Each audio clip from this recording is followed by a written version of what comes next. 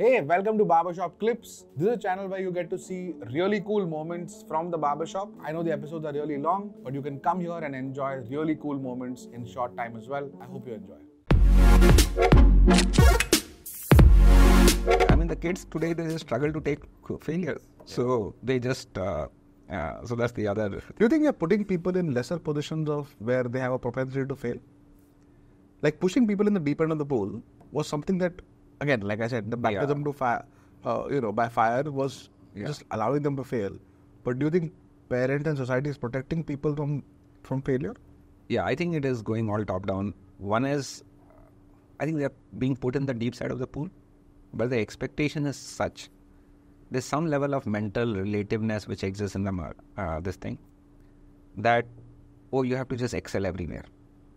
I don't know why. Yeah. The whole act of saying it's absolutely fine. In fact, most games are lost and won. Yeah.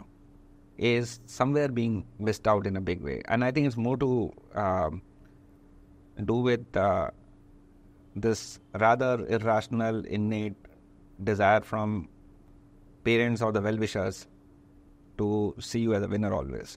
Maybe from there. It's crazy because I remember now, yesterday I was talking to a friend of mine and she was telling me that today people are doing 3 summer interns simultaneously, 2 summer interns simultaneously. We want to hire an intern for the barbershop.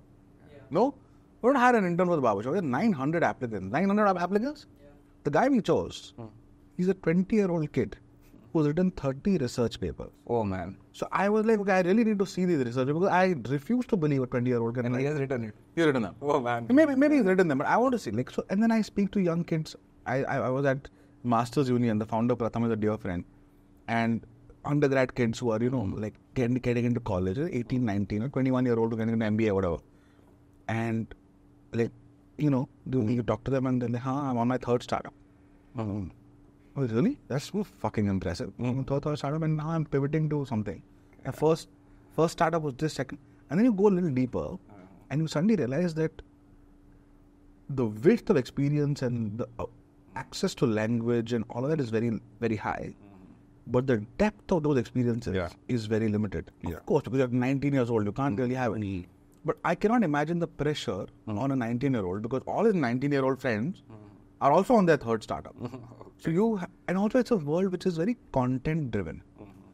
So हमारे time पे JEE का फिटजी का वो हर महीने में exam होता था, उसमें कौन फर्स्ट आया सेकंड आया, that was like the extent of comparison.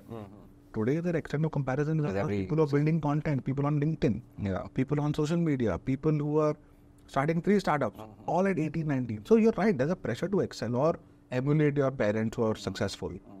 At the same time, you don't have enough time. Also at the same time, you don't want to fail. So how will you do it? No, you're right. I think the depth is absolutely missing. And I don't blame them, right? If I evaluate myself also over time, there's a sense of impatience I run with which perhaps was not there 20 years back, right? We just live in a world where we want quick this thing, where we have to go deep, I'll go deep now. So that part is there. I mean, it's a reflection of what we are doing, etc., etc. I think the other part is the youngsters. There is, because the conversational thing has gone away, right? Yeah. I remember when I was growing up, to sometimes laugh on your misfortunes and miseries was an act of catharsis and friendship, right? Which is to say that, and only those people can crack jokes who are lowest in the order. Because irony and satire comes from there, right? You can't be a topper and you can do this. And that created a culture that was fine to first fine, but not Santir Mara, right? Which also, I mean, some part of that is also missing out because things are not very physical in nature. They are more on only the snippets are shared as against the full story, etc., etc. Yeah. So those are also. And depth comes with time. Depth comes with experience. You can't fast forward some of these things, especially in the context of business, entrepreneurship, or even sport. You can't expect a 12-year-old academy player to have the vision that Tony Cruz or Bellingham or David Silva had. You can't. You remember the instance which also sounded very, very, I would say, confidently arrogant from Ronaldo. He has moved to Juventus or some.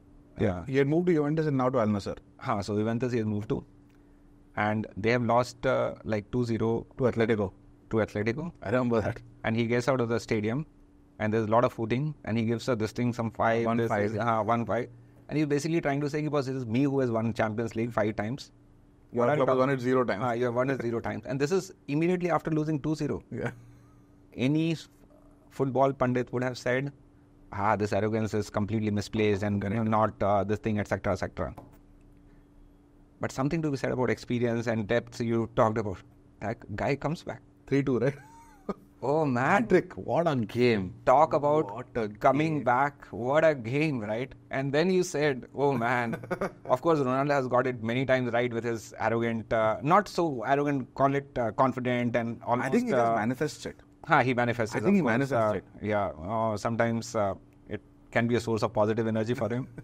But yeah, it does count a lot to have depth and experience to say that, no, I'll come back and then do 3-2. Oh, man, something to be said about that game. It's crazy. Yeah. I agree. I think there is a huge amount of value in time and patience. And that's something that as an entrepreneur, I've struggled to learn.